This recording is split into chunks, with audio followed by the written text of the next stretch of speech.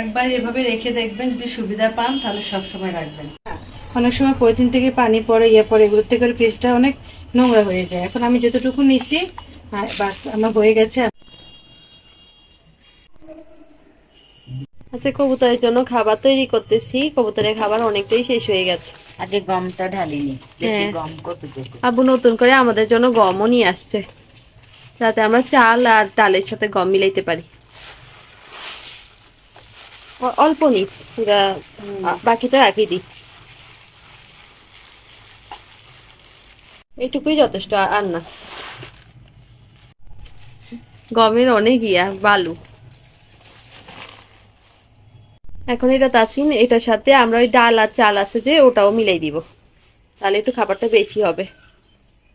আমরা কিন্তু নিজে পালা কবুতরের জন্য এই খাবারগুলা তৈরি করতেছি না, না তাসিন? ইয়েস। ওরা হচ্ছে স্ট্রিট কি কবুতর ইংরেজি কি? পিজ। আমি জি আর চ্যাটের মধ্যে এর জন্য স্পেলিং করতে পারি না। আজকে বাইরে সুন্দর রোদ উঠছে আর অনেক ভালো লাগতেছে রোদ দেখে।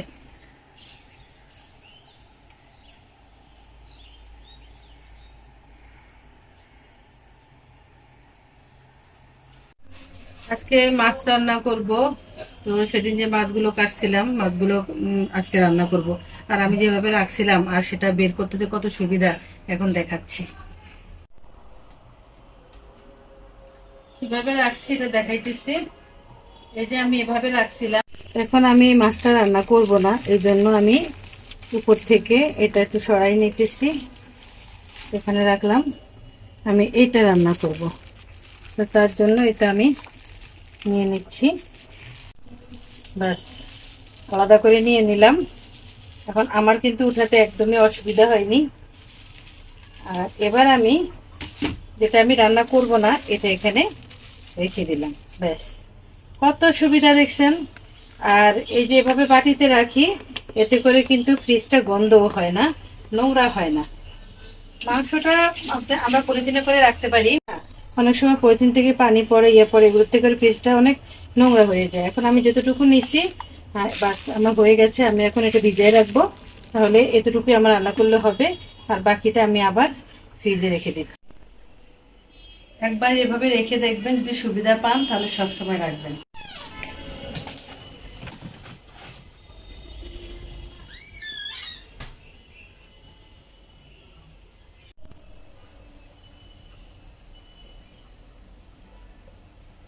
আর এদিকে তো ভাতটাও বলক এসে গেছে, ভাতও বসাই দিছি। আজকে একটু লেট হয়ে গেছে আমাদের, তো মাঝে মাঝে আর কি রুটিন অনুযায়ী কাজ করতে পারি না। তো রুটিনের সব বাইরেই চলে যায়। তো আজকেও এরকম আমাদের এই অবস্থা হয়েছে। আমরা কিন্তু সকাল সকালে উঠছি, সকাল সকাল সব কাজ করছি। তো এই তো তিশার আব্বু আমাদের জন্য কি নিয়ে আসছে দেখেন। এই তো মাশাআল্লাহ, আদাম গুলো অনেক ফ্রেশ। অনেক ফ্রেশ আলামকুটি। আমি বললাম তুমি গোড়া সহ নিয়ে আসতা, আমি একটু লাগাই দিতাম, লাগাই দিলে তো অনেকগুলো হইতো।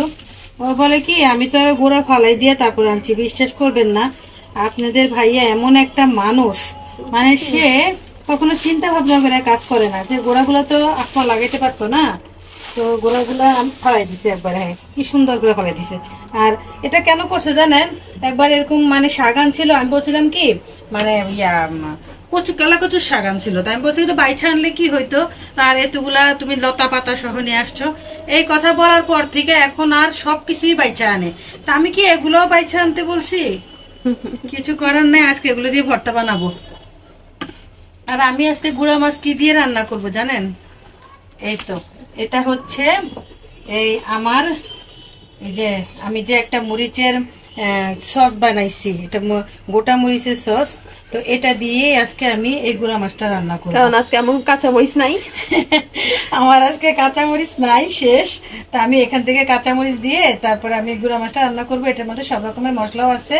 আর আমিও একটু মশলা দিব, পেঁয়াজ কাঁচামরিচ নাই যাতে, তো পেঁয়াজটা আছে, পেঁয়াজটা দিব, রসুন দিব, আর বাকিটা এখান থেকে মশলা দিব, আর হলুদ মরিচ দিব, এটুকু। আমি কিন্তু আন্তাজি বলছিলাম আম্মু, কারণ তুমি কাঁচামরিচ ফ্রিজে থাকা অবস্থায় জীবনও এই সবজি রান্না না, এটা আমি জানি।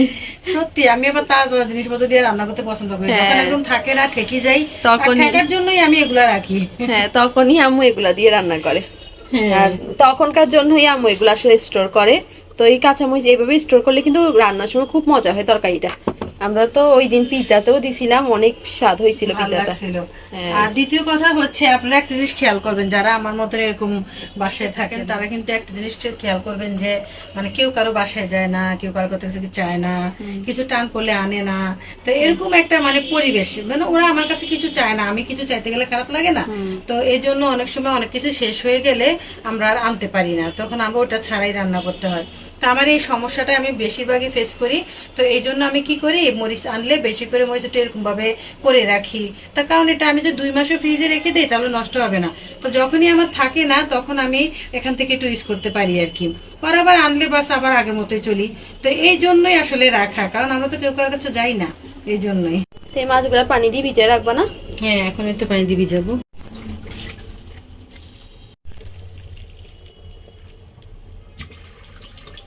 রান্না কখন? এটা তো ছুটতে অনেক টাইম লাগবে না আম্মু? না না, একদমই টাইম লাগবে না, অল্প সময়ে ছুটে যাবো। হ্যাঁ। আমি পেঁয়াজ টেয়াজ সব রেডি করতে করতে আমার ভাত হইতে হইতে আমি এদিকে এটা ফুটাই ফেলতে পারবো। আদমকুটি ভর্তাটা মনে আজকে অনেক মজা হবে না? টাটকা লাগতেছে একদম, আদমকুটিটা অনেক ফ্রেশ। মজা হবে, অনেক। এটাও রাখি।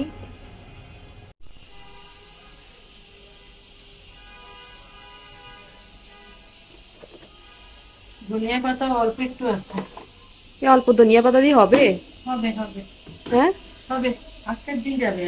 ও, আর এই যে এখানে অনেকগুলো কাজ আমার জন্য রেডি হয়ে আছে, ওগুলো কিন্তু শুকিয়ে গেছে। এখন যদি আমি 2-3 দিনের বেশি এখানে রাখি তাহলে আবার আমার ধুইতে হবে, কারণ বালু আইসা এগুলাতে আবার ভরে যাবে। সেই জন্য এখনই এগুলো তুলে ফেলবো, আমি তুলে সেট করে রাখবো, কারণ এগুলো জিনিস বাইরে থাকলে আমারও অস্বস্তি লাগতেছে। আম্মু শুধু তুমি এই বাটিগুলা এইভাবে করে রাখো, এরপর এই কাজটা আমি করতেছি, ঠিক আছে? আচ্ছা ঠিক আমি আছে। নিচু কেছে রাখি দিয়ে আসবো। আচ্ছা, এটা তো আমার জন্য একটু ভালোই হয়, কারণ আমার এখন অনেক কাজ আছে, আমি এগুলো করার সময় অতটা আমার নাই। তুমি এরকম করে রাখলেই হবে। আর এই যে গ্লাসগুলা, এগুলা কিন্তু সবগুলা তুলিও না, এখানে 3টা গ্লাস আমাদের বাইরে রাখতে হবে, আমাদের মানে বাইরের গ্লাস 3টা। ও, 3টা বাইরের? হ্যাঁ, 3টা বাইরের গ্লাস। আর এগুলো কিন্তু এগুলো ভিতরের, এগুলো তুলে ফেলিও। এই যে এই বাটিটাও তুলে ফেলতে হবে। চামচগুলো এগুলো সব বাড়তি, এগুলো বাড়তি এখন রাখলে ভেজাল হবে। ঠিক আছে, আমি নিজে রাখি দিচ্ছি এখন। আপনাদেরকে দেখলে হাসবেন আমাদেরকে নিয়ে, আসলে হাসবেন না কিন্তু, কারণ আসলে এটা বাধ্য হয়ে করছি জানেন। এই দেখেন, দেখাচ্ছি, এদিক থেকে দেখাও। এই তো আমাদের গুপ্তধন, এই যে সোফার কভারটা দেখতেছেন, এই সোফার কভারটা কিন্তু অনেক সুন্দর, অনেক ভালো, কিন্তু এটাতে কেউ বসে শান্তি পায় না, মানে এটা একটু খসখসা টাইপসের। এই খসখসা কারণে কেউ বসে শান্তি পায় না। তো এই জন্য সবাই বলে যে এটা খুলে ফালাই দিতে, এটা ফালাই দাও খুলে, আর দরকার হলে এমনি কিছু বিছিয়ে রাখো, তো এটা দিও না।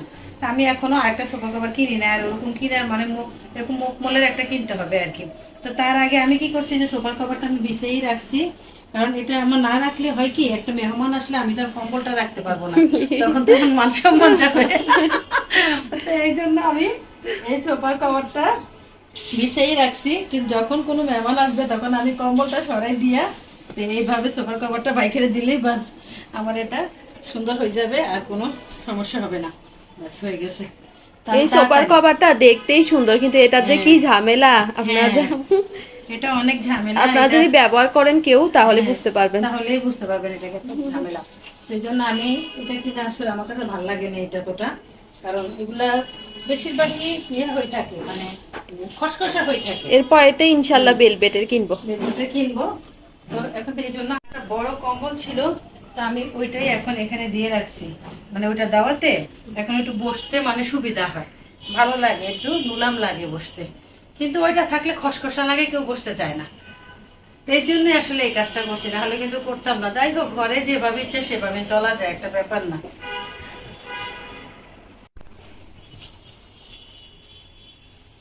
আর এটা সুন্দর মিশেও থাকে সোফার সাথে, দেখতেও ভালো লাগে। দেখতেও ভালো লাগে এটা, কিন্তু আম্মু কোনো মেহমান আসলে এটা রাখতে চায় না, এই জন্য মেহমান আসলে রাখি না এটা। তো এটা রাখলে আমার কাছে মানে অন্যরকম লাগে, মেহমান আসলে কি বলবে না না বলবে। আজকালকার মানুষ দেখে না, মুখের উপরে সবকিছু বললে ফেলে।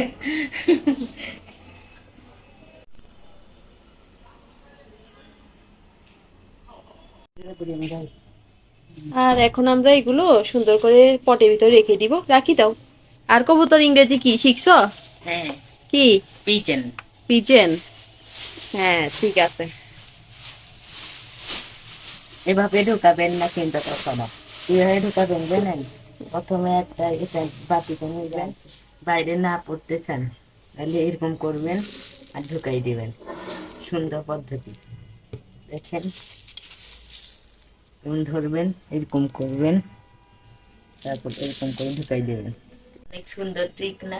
অনেক সুন্দর ট্রিক।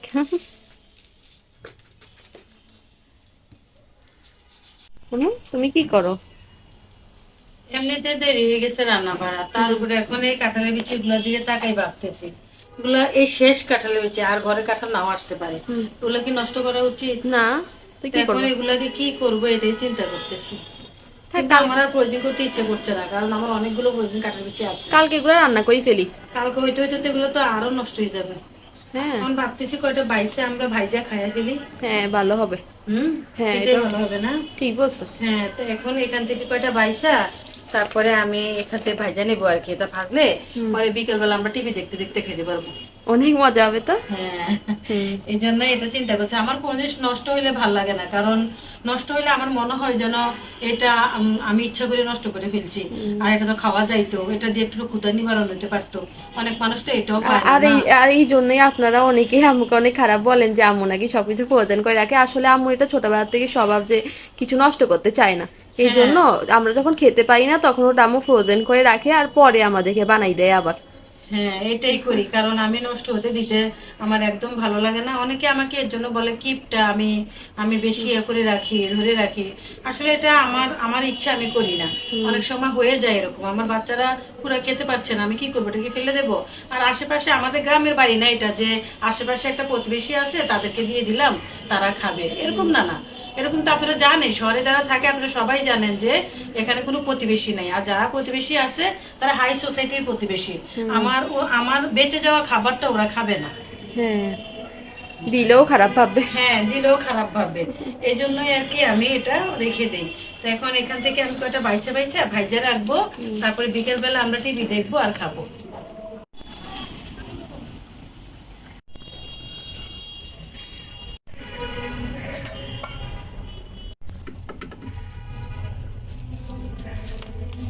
ভালো কয়েকটা রাখি দিবা না? হ্যাঁ, ভালোগুলো রাখি দিও, যেগুলো চিমটি চিমটি হয়ে গেছে। ছোট হইলে কি হইব, এগুলো কিন্তু ভালো, বিচিগুলো অনেক ভালো, মিষ্টি অনেক। হ্যাঁ অনেক মিষ্টি, এই জন্য আমি এগুলো খেয়ে ফেলতে চাইছি। আর ঘরে সবাই কাঁঠালের বিচি খায়, হ্যাঁ, মাশাআল্লাহ। পছন্দ করে, সবাই পছন্দ করে। তোষ্টি আসছে মনে হয় মিয়াও মিয়াও করতেছে। ও তো আবার কাঁচা মাছ খায় না, ওকে রান্না করে দিতে হয়। রান্নার পরেই দিব। হ্যাঁ, রান্নার পরেই দিব। এখন এই কয়টা নিচে ভাজার জন্য, তো এগুলোই ভাজবো, ভেজে আমরা সবাই মিলে খাবো।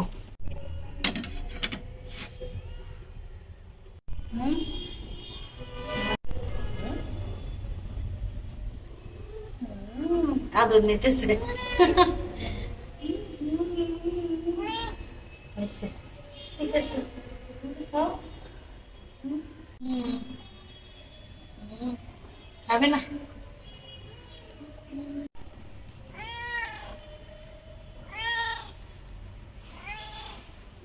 আমার সবকিছু রেডি করতে করতে মাছের দিকে সুন্দর করে ফুটে গেছে। আর এই মাছগুলো আমি কিন্তু আরো আগে ধুইছিলাম, দিলাম না সেদিন? হ্যাঁ, সেদিন আমি 3 বার ধুইছি, এখন আবার 2 বার ধুইছি। আমু ফ্রেঞ্চ ফ্রাইয়ের শেপে আলু কেটে রাখছে। আর এখানে 3টা মাছ আলাদা করে রাখছে, কি জন্য আলাদা করে রাখছে এটা পরে বলবো। আছে কিন্তু আমাদের বেসিন পুরো খালি, কোনো থালা বাসন নাই। এটা একটা অবাক করার বিষয়, কারণ আমু সকালবেলায় সব প্লে বাসন ধুয়ে ফেলছে। বেশি করে পেঁয়াজ দিয়ে দিলাম। রসুনটা থেতো করে রাখছি, আজকে বাটা রসুন নেই, এই জন্য রসুন থেতো করে নিচ্ছি। সবসময় থেতো করে রসুনই তরকারিতে দিত, কোনোদিনও আমার দাদিরে দেখি নাই যে মশলা বাইটা অনেকগুলা রাখি দিতে। যখনই রান্না করতো তখনই আমার দাদি মশলা তৈরি করতো, মানে রসুন থেতো করতো, আর মাছ রান্না করলে আদা থেতো করতো, সবকিছু থেতো করে বেশিরভাগ রান্না করতো।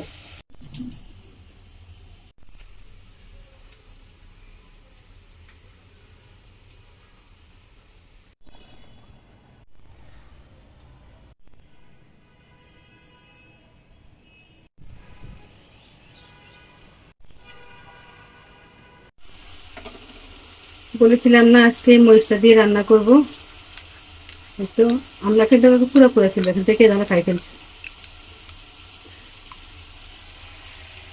আমার ঘরে মরিচ খাই না, পাটি অনেক আছে, একটু 1 চামচ দিলাম, আর বেশি স্বাদ হওয়ার জন্য আরো 1 চামচ দিই।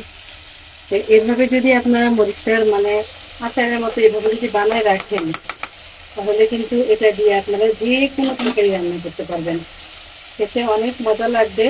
আর মরিচটা যে একদম মানে মশলা দিয়ে পাকানো, এই মশলাটা আপনার তরকারির সাথে কিন্তু খুব ভালো মানাবে, খেতে ভালো লাগবে। আমি তো ভাবতেছি আরো মরিচ কিনে বড় একটা পটে আমি রাখবো, বেশি করে রাখবো, কারণ এটা অনেক উপকারে লাগে। এটা এখন আমি নর্মাল ফ্রিজে রেখে দেবো, অনেক দিন থাকবে। দেখেন মশলার কাঁঠালটা কিন্তু কত সুন্দর আসছে, বুঝছেন কত সুন্দর হয়ে গেছে। আর ওই মশলাটার সাথে কিন্তু এখানে ইয়ে আছে, সর্ষে বাটা আছে, এই কারণে গ্রাম আসতেছে। আলুটা আগে দিয়ে দিই, কারণ আলুটাকে সিদ্ধ হতে সময় লাগবে। আজকে আমি যে মাছ রান্না করবো ওটার নামই হচ্ছে হালুয়া মাছ, এই জন্য এটা দিতে দেরি হালুয়া হইতে দেরি হয় না, এই জন্য এটার নামটা এরকম। তো এই জন্য আগে আলুটা কিছুক্ষণ কষিয়ে নেই, তারপরেই মাছটা দেবো। আলুটা একদম কষে গেছে, তো মানে হাফ বয়েল হয়ে গেছে আর কি। এখনই আমি মাছ দিয়ে দেব।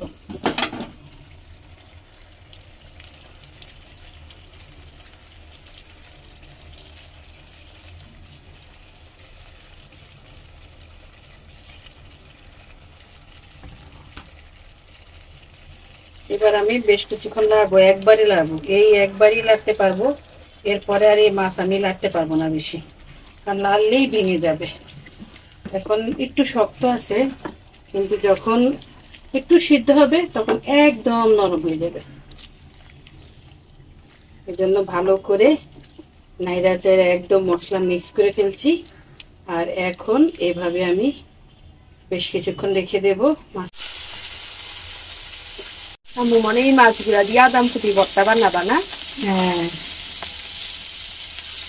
মাছগুলোতে কাটা কম তো এই জন্য মজা হয়, অনেক মজা হয়। আমার মাছে পানি দিয়ে দিচ্ছে, এখন একদম অল্প করে পানি দিতে হবে, বেশি পানি দিলে আবার মাছটা বেশি গলে যায়। আর এদিকে পেঁয়াজ দিয়ে দিচ্ছে মাছের সাথে ভর্তা বানানোর জন্য। মাছগুলা ঠিক আছে, কারণ কালকে আম্মু এই ফ্রাই প্যানটা ওয়াশ করছিল, এরকম তেলের ফ্রাই প্যান ওয়াশ করলে সবসময় এই অবস্থাই হয়, মানে আটি যায় পরে মাছ টাছ ভাজা করার সময়। আর তাছাড়া এমনি ওই পোয়া মাছ একদম নরম, একদম নরম।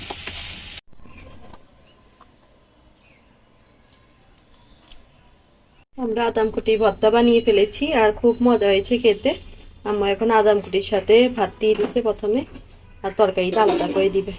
কিন্তু আমাদের মাছের তরকারি কালারটাও কিন্তু খুব সুন্দর আসছে। আর এখন প্রথমে আদামকুটি দিয়ে খাবো, আর এরপরে তরকারি দিব। মাছটা কিন্তু একদমই ভাঙিনি, এই যে আমি বললাম না যে আমি একদম লাড়িনি, একবারে লাড়ছি। আর দেখেন এখন মাছটা কত সুন্দর, এই যে গোটা গোটাই আছে, লাড়লে কিন্তু একদম ভর্তা হয়ে যায়।